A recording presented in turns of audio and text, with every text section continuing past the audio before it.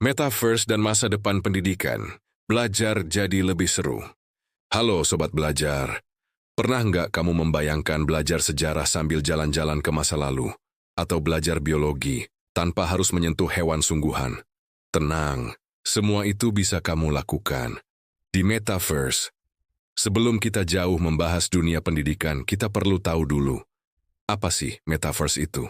Metaverse adalah dunia digital 3D yang imersif, di mana kamu bisa berinteraksi, bermain, bekerja, bahkan belajar, seolah-olah kamu benar-benar berada di sana. Banyak yang bilang Metaverse cuma buat main game, tapi sebenarnya potensinya jauh lebih besar, terutama dalam dunia pendidikan.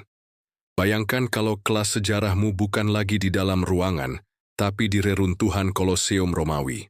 Atau kamu belajar tentang dinosaurus langsung di dalam Jurassic Park virtual. Di Metaverse, kita bisa menciptakan kelas-kelas virtual yang tak terbatas oleh ruang dan waktu. Nggak ada lagi batasan 4 tembok kelas. Semua tempat bisa jadi ruang belajar. Kita semua tahu game seperti Minecraft, Roblox, dan lainnya sering dipakai untuk belajar. Tapi di Metaverse, semuanya naik level. Contohnya, kamu bisa membangun piramida Mesir sambil belajar tentang budaya kuno, atau menyelesaikan misi kimia di lab virtual dengan eksperimen yang tidak mungkin dilakukan di dunia nyata. Game bukan lagi sekadar hiburan, tapi juga alat pembelajaran yang membuat siswa aktif, berpikir kritis, dan kreatif. Metaverse menciptakan pengalaman belajar yang mendalam, bukan cuma melihat atau membaca, tapi merasakan. Kamu bisa berjalan-jalan ke hutan Amazon untuk mempelajari ekosistemnya, atau melakukan eksperimen kimia tanpa takut ada ledakan beneran. Inilah kekuatan utama Metaverse, belajar dengan mengalami langsung. Ini membantu siswa memahami konsep dengan lebih baik dan mengingatnya lebih lama. Metaverse juga membuka akses pendidikan untuk semua orang.